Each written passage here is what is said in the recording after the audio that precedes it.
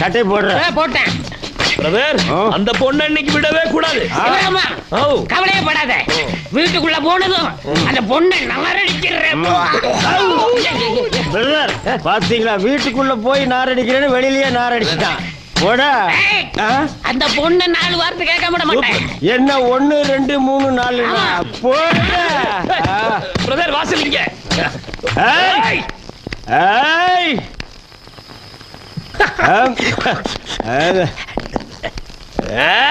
Brother வீடு இங்க இருக்கு.